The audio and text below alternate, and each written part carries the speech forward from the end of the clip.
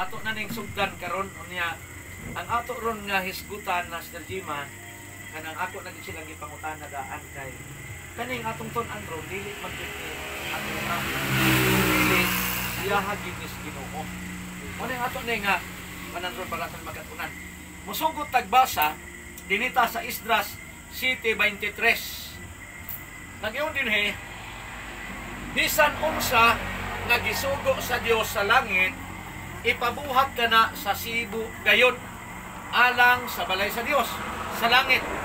Kay ngano ba nga may kaligut-gut batok sa gigharian sa hari ug sa iyang mga anak nga lalaki or babaye.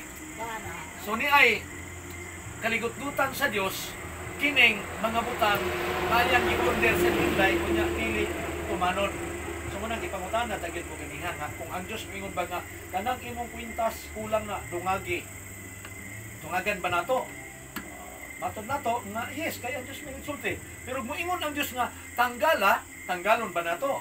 So kita po mag-blanchi-blanchi. Kaysa ako nang ingon kadtong apong Bible students kinabawan karon nimo namatay man po siya. O nakalagad gid siya. Pero tigin niyang hilak kay nga naman pag ulang nabaligya ang iyang baboy. Laging gipadako. Sister, wag ko magtudlo nimo ini aron lang gyud nga kanang apikihon jud ka kung dili gusto lang gyud akong mahibaw ka nara pud sa imuha kung imo ning sundon og dili basta kahinumdumi nga ang tanang butang sa kalibutan puro sa gid mo labay. Marcos 8:36 atong tanaw na unsay gisulti dinhi kining tanang butang ania mulabay ra gid ni atong tanawon 8:36 unsay gisulti sa balang kasulatan. Kay unsa may kapuslanan alang sa usa ka tawo ang pagpakaangkon niya sa tibuok kalibutan nga pagapildihan sa iyang kalag sa iyang kinabuhi. Sa ato ba ang ato din kinabuhi mas labaw kaysa tanang mga butang niya sa kalibutan. Okay? Tanaw na to. Pila man day atong kantidad? 13, 12 sa Isaias. Ayaw na, panglista, no? Para nga mabalik-balikan. Pila may atong kantidad nga dili man dita pwedeng i-compare sa mga butang sa kalibutan. Ingon din pagahimuon ko ang usa ka tawo nga labing mahal pa kaysa bulawan nga ulay. Bisan ang usa ka tawo mulabaw pa kaysa bulawan nga lunsay sa opir. So kita di ay daan na dita langga na perti ditang mahalas Ginoo. Kaysa Genesis 1:27 nyo dito buhaton ko ang tao nga sama sa akong dagway. Ilabihan na ito pagkamahal yanay sa atong kinabuhi. Una nga, walay mga butang nga mulabaw pang kamahal sa atong kinabuhi. Diba?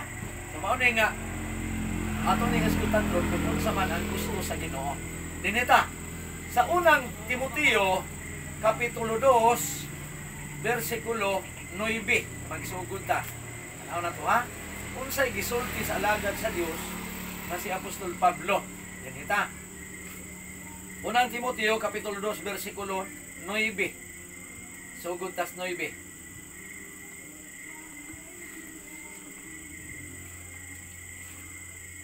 2:9 ngadto sa unahan. Ingon dinhi.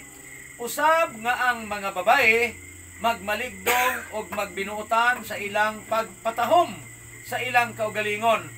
Pinaagi sa pagpamisti nga maugdang, dili pinaagi sa buhok nga sinalapid o sa bulawan o sa mga mutya o sa mga mahal nga sapot.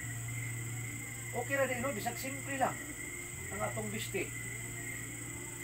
Ano man kay kung magbisti kag pating mahal nga murag tan-aw sa tawo murag nagbulawan. Gamay ra kay ligas. Ano man kay ang tawron ang mga mata sa tao dautan na kayo. Pero yung dautan na. Una nga, gisgutan gining Pablo. Sa ningon, kung dili, pinaagi sa mga maayong buhat.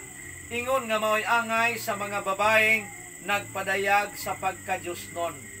11, ang babae kinahanglan magatuon sa hilom uban sa bugos nga pagka-masinugtanon. So, ang babae di ay kinahanglan kunong magtuon, niya magbisti sa kanang binistihan kuno nga okay gid nga pagkabisti. Kay mugyan nakabantay ka, mo bitaw nang nigawas ang kantang pagsikata nga ispagiting pababa, pababa ng pababa, pataas ng pataas, pataas ng pataas. Nakabantay mo ana? Kay kuan mo gunang istorya man gud ana. Spaghetti mo, nakaila magid mo spaghetti siguro kay di ba bisti man na sa babae.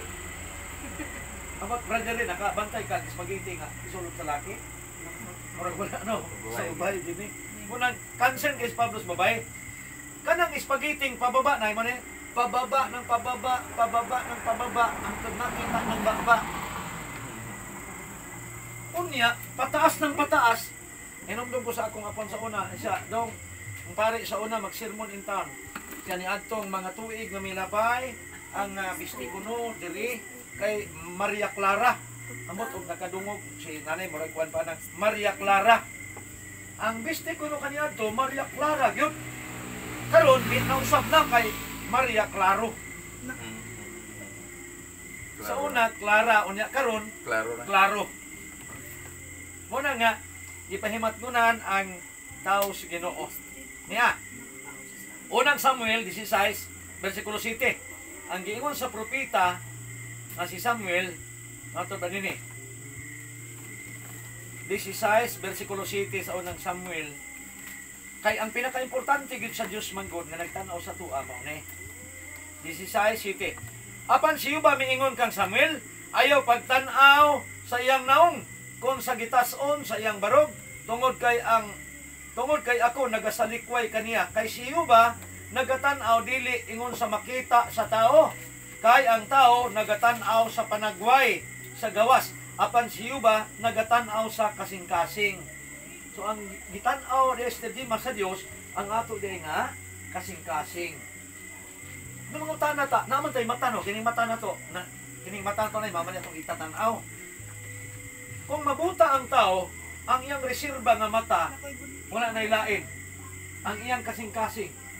Ay nga naman, Episo 1:18, kini din atong kasing-kasing na ay mata. Magkakita. Nga naman, sabi sa pagtanaw ng naman sa sud, kaning gugma ni sa sulod, magkakita ni, tinubuhat man siya. Kung sa'y madunggan niya nga tamangunod, bisag nakita yung mata, kutamang na siya. Nga naman, kay naaman siya yung mga pagbati sa kaayo.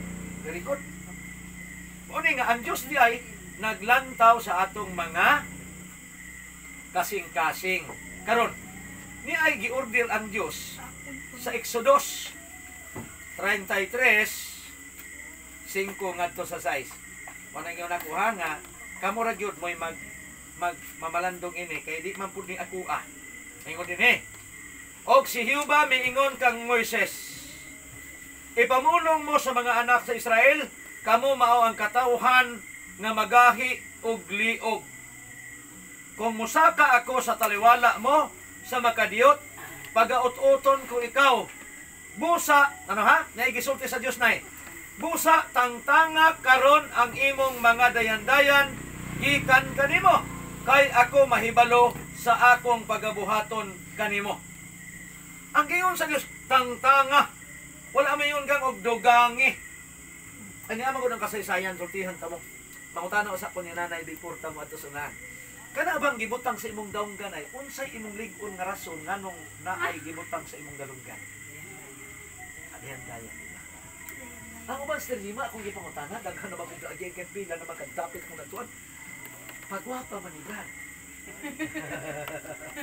Pagwapa, nagkadaiya man po kagrason. Nung pag-iunyag pagwapa, ingon po ko nga, sa ato pa sa una, sa wala pa na, maot ka. Nilulingo po siya. Sa ato pa di ay, kay di man ni kay maot sa una, pagbutang ni pagwapa, wala na mo salir sa imuha. Kaya nga naman, gwapa na makadaan niya, nga nung, hindi mo pa manggibutang o pagwapa ang purpose. Mayo kinakasabot yan. Ang history ini, gikan sa Ehipto, mga katawhan sa Diyos na original na mga Israel, nga maoy gikonektahan karon sa Seventh Adventist. Sa Seventh Adventist, basta mo sulod mo sa Seventh Adventist, mga babae, mailhan ninyo, ano man, di gyud mo kakitag na ay nagbitay diri, di mo kakitag na diri, di mo kakitag na diri. Rilo hinuon, makakita mo, nga naman, naman siya purpose yun, makakita ka sa ugat namin. Unang 21, dosa, panultihon, ang tanang gibuhat sa tao, maayo. Ingon ang Biblia, maayo na. kanang sulog ka maayo na, nasingsing ka maayo na. Pero hinumdumi ingon Biblia, hukman ka sa Dios sa imong motibo. Anawa si nanay nakatubag sa mga dayan-dayan. Ang uban na kung pangutana, ang rason nila mo ni tuli. Di ba? Tuli. Na akong gipangutana. Ang Roma 2:11, ang Biblia niyon ang Dios way pinalabi. Sa ato pa ang babae sa Dima, dili gituli. Ikaw brother, asa man ka gituli? Wala magparihas og maahon eh. Ano man? Kay dili man gituli. Ang tigib nato pagkatuli ang kasing-kasing yun. Yan yun ang patas. Pero ang babae kung tuli daw daw. Ang laki diri sa kinatao. Una ko muragwa ni magkaparihas. Pero ang tinuod lang ang babae ang tuli gyud sa babae. Original gyud ang tuli sa babae. Inig panganak gyud sa babae. Diha gyud ang babae matuli. Tama, 3:15 ikaw babae kay nisupa ka sa kabuton, mag-away mo sa bitin. Ang bitin imong bukbukos ulo, paakon kastikot bitin ug ikaw magtiyabaw tungod sa kasakit sa pagpanganak. Apan mangita gihapon ka sa imong bana. Kansing bayi kay kadaghan matuli. Kay pagpanganak dili na lalim. Si Mrs. ni ama ni kanapo gyud ni natuli. Ay napo man kabuk yang anak. Mauni nga pag-ingon sa Dios nga tangtanga ang imong mga dayan-dayan. Manang ganyan nagsabot na taha. Kung moingon kay Dios dungagi. Pero kang kay naingon man Dios nga tangtanga. Nakamo na lang ko yung magsabot sa Ginoo. No? Mauni nga naman kay ang mga tao dito sa Egypto, unang-una paggawas nila dito sa Egypto, idala sila sa kamingawan. Si Moises nalangan lagtulo ka adlaw. Ang ilang mga bulawan, ang ilang mga kwintas, ang ilang mga tarantay, magsayawan sila dito sa ilaha. Ang ilang gamiton ng music, kaya pa may imbento sa unag mga inaning mga kuan. Ang ilang tiil mo himuon nilang music. Gipangsuluban nila na og mga musiras din eh. Muna inigsayaw nila, nanay music. Ya sa kamot, nana dire. Inana ang ilang po nila. Sila na po mismo. Kadto nagamit to nila sa inato nga purpose. Pag abot na nila sa kamingawan, kay ang mga babae manggod dito sa Ehipto mao ni nahitabo. Ambot na tingnan ko karon kay hasta namang mga laki magpabangag na mas dunggan. Pero sa Ehipto, o tuli po dire, dublinan niya. Sa Ehipto, kung ang usa ka babae nga ulipon, kanina siya nay kining na dire, ang ilhanan gini ani niya nganong naa kay ibutang nga Arios tinhi. Sa Biblia ta musubay, kini di siya usa ka ilhanan na ikaw usa ka ulipon sa Ehipto. Kanang imong dawgan bangagan tungod kay Ehipto, gitan-aw nako sa libro sa World History.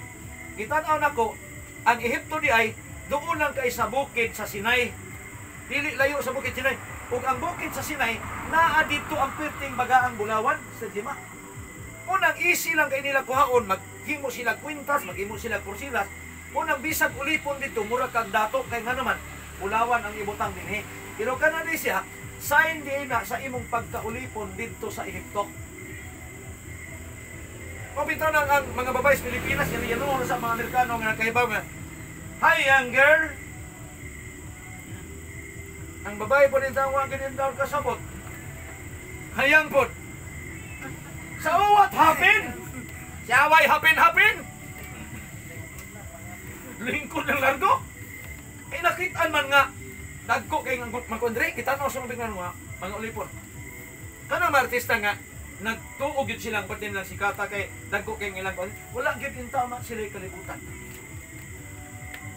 Kana adi ay usa din na sa ilhanan sa pagkaulipon. Munang si Pablo dinhi sa pagtugon. Unang Korinto City 21, si Pablo miingon. Unang Korinto City 21.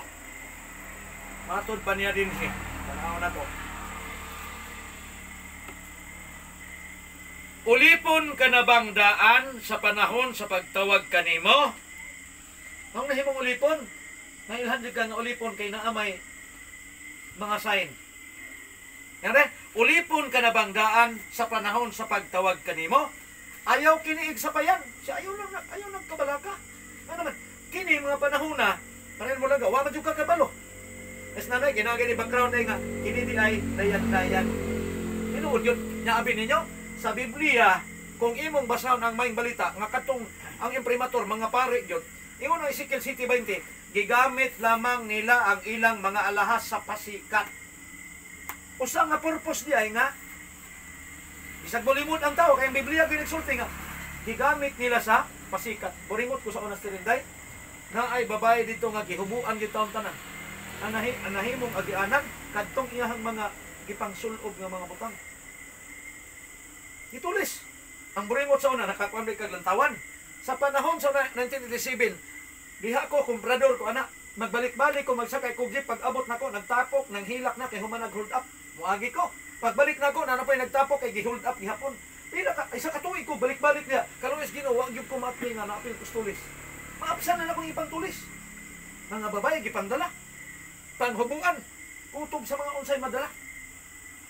Grabe. Kaya kadtong naay mga bulawan nga mga kuan, gipang di ni mo ihatag. Ay mong pabilo sa imong kinabuhi. Muna si Pablo, ulipon ka na bandaan sa panahon sa pagtawag kanimo, ayaw kini sapayan, apan kung may kahigayunan man ikaw, sa pagpakadawat o kagawasan, pahimusli kini. Kung saan yung kita o kagawasan, kayang sign sa pagkaulipon, kining gikan sa kwan, ipatangtang, pagtangtang, mailhan ka nga dili ka na ulipon sa Ehipto. Ano man, kaya ang original nga mga katawhan nga gipagawas sa Ginoo, kasi ito, nagsulob sila mainani. Pero pag abot dito sa Kamingawan, gihimo nilang ilang gitunaw sa Tirinday, gihimo nilang baka, nating nga baka, o gihimo na nila sa Jima nga, nahimo nilang Diyos-Diyos. Dito na sila kapakapa, dito na sila nagsimba. Kunya ang Diyos nato sa Exodus 20, usa ka Diyos nga siluso. Unang si Moises nga nagkuha sa bato sa napo kasugo sa bukid, pag abot niya nakit-an niyang kagahob nga pwede nagsayo-sayaw, dito na nakatubang atong nating baka nga gihimo nilang Dios. Gibunal ni Moises ang bato. Pagbunal na pulpog. Una sa 34 sa Exodus, gipausab sa Dios og buhat kay nga man sa kalagot niya pagtan-aw niya, gibunal niya to. Ingon palinguban, wa na napo kasugo brad kay nabungkag gibunal. Gipausab sa Dios og buhat sa chapter 34 sa Exodus. Nabungkag to tungod sing kasuko kay ang mga tao nagsimba nag mga Dios-Dios. Si propeta Isaias ningon dinhi 3:16 sa Isaias. Matod pa dinhi. Labot pa si Jehova miingon tungod kay ang mga anak nga babae sa Sion mga palabilabihon og manlakaw nga inubanan sa pinatikig nga mga liog og mga mata nga malimbungon. Kung nakabantay mo narong mga mata malimbungon sa mga babae bitaw nga ang grabe na nila ka ano. At ingalatas din kay naay buhok na tulid ipakulot. Kunya naay kulot ipatulid. Nakabantay mo? Unya kini mabayhana kuno pinatikig ang liog nga mga matang malimbungon kay grabe makapintal. Grabe pintal no. Unya kung mahimo amot nga ang uban nangawa na gyud ning pilok nila kay pila nang kuno sa ipangpuli nila. Kana tungod na sa atong pagka inosente wala kay ta masayda ni kuyog ta sa uso sa kalibutan. Tungod ba ni kay wala pa man ta kahibalo. Inosente ta. Mo na ingon dinhi. Manlakaw o managkiay sa ilang paglakaw o managpagakpat sa ilang mga tiil. Pansin kay naamay mga kuan sa tiil nay. Ay lang karon kay wala naman kay ato brad yung mga brad nga bawal man ining kuan, bawal man ining mga singsing, mga kuan niya. Kanang singsing nga kanang pakapin lang sa kindi. Kanang kuan ba isulog na to. Madulaan. O kamo na lang upay mag-isip na kay kung ang Dios di mo sugot atong original, daw magsulog kag piki ano sa lang. O depende na sa imong motibo.